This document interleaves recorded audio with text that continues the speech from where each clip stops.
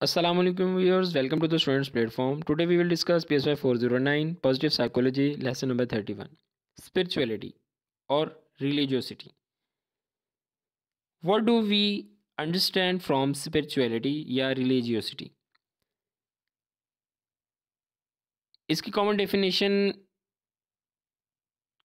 कि हम लाइफ में एक मकसद या मीनिंग तलाश करते हैं, इसको हम यानी कि स्पिरिचुअलिटी का क्या है, इसमें क्या है, हम क्या करते हैं लाइफ में एक मकसद या मीनिंग का तलाश करना। पाथ फेज टू स्पिरिचुअलिटी, इस मकसद तक जाने के रास्ते क्या हैं, मतलब एक मकसद जब पूरा करना है हमने जो, उसको किस तरह उस तक पहुंच सकते हैं। जब आप किसी मज़हब से जुड़े होते हैं, इसके ज़रिए ज़िंदगी के मकसद को समझने की कोशिश करते हैं। आजकल बहुत सी मूवमेंट्स मौजूद हैं जो स्पिरिचुअलिटी को तलाश कर रही हैं। सूफीज़म है, फेमिनिस्ट है, गॉडनेस है, इकोलॉजिकल स्पिरिचुअलिटीज़। ये देखा गया है कि मेंटल सेटिस्फैक्शन का स्पिरिचुअलिटी से गहरा ताल्लुक है। यहाँ पर मैं आपको रिलीजियोसिटी और स्पिरिचुअलिटी के दरमियान फ़र्क बताऊंगा। रिलीजियोसिटी एक मखसूस रिलीजन से जुड़ी होती है और आप उसी रिलीजन के को प्रैक्टिस करते हैं, और स्पिरिचुअलिटी एक मखसूस फेथ के साथ जुड़ी होती है और आप इसके मुताबिक अपनी ज़िंदगी गुजारते हैं। ये हाईलाइटेड पॉइंट है, एमसीक्यूज का फर्स्ट इंपॉर्टेंट है, इसको देख लीजिएगा।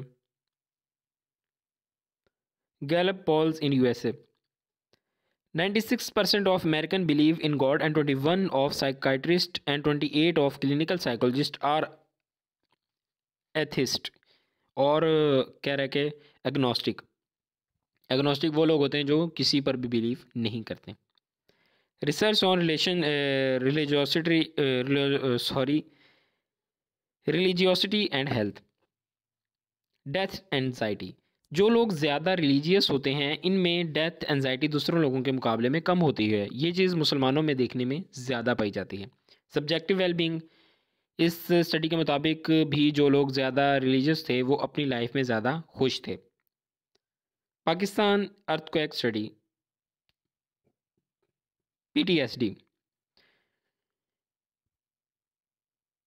A study was being conducted on earthquake survival in Pakistan, and it was concluded that those involved in religious coping showed less distress।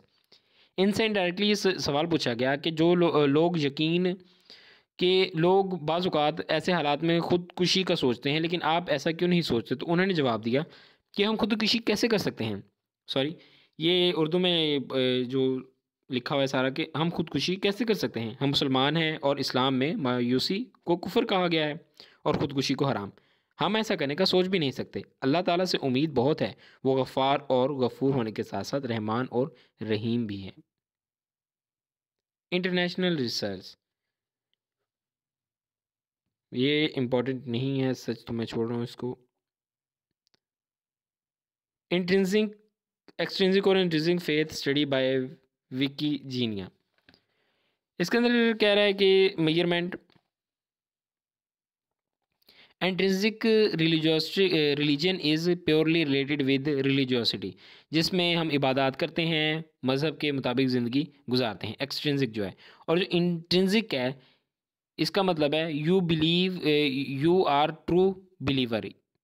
Intrinsic का मतलब है कि आप ट्रू बिलीवर हैं। इसका आपका इस चीज़ के से कोई ताल्लुक़ नहीं कि आपको रिलीजन होने की वजह से सोशल रिवार्ड है। ये ज़्यादा स्पिरिचुअलिटी से रिलेटेड होता है।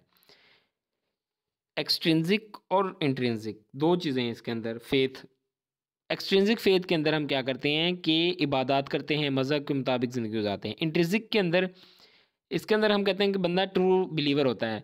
आपका इस चीज़ से कोई ताल्लुक़ नहीं कि आपको रिलीजियस होने की वजह से सोशल रिवार्ड दिया जाए, मतलब लोग तारीफ़ करें कि आप रिलीजियस हैं। ये ज़्यादा, तो इसलिए जो है ये ज़्यादा स्पिरिचुअलिटी के करीब होती है चीज़। Religiosity and life satisfaction, Hinsberg ने 1985 में रिसर्च की थी। उसके मुताबिक रिलीजियोसिटी उम्र बढ़ने के साथ साथ ज़्यादा बढ़ेगी। अगर फिजिशियन रिलीजियस है तो ये चीज़ उसके पेशेंट पर भी असर डालेगी जिसके साथ वो डील कर रहा होता है, जिसका वो इलाज कर रहा होता है।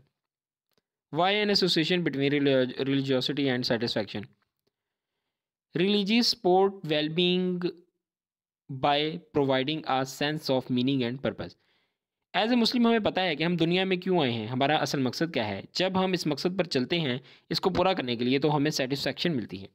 Beliefs of impatience about spirituality, यानी कि इम्पेशेंट्स का क्या ख्याल है, इनको रिलीजियस होना चाहिए या रिलीजियस को इनकी ट्रीटमेंट में इन्वॉल्व करना चाहिए या नहीं करना चाहिए। 94% of inpatient believe spiritual health to be as important as physical wellbeing. 77% wanted spiritual issues to be considered in their care. 68% reported no discussion of their religious beliefs by physicians. Spiritual needs conducted by Fitchett, 80% of psychiatric patient and 88% medical patient expressed need of prayers.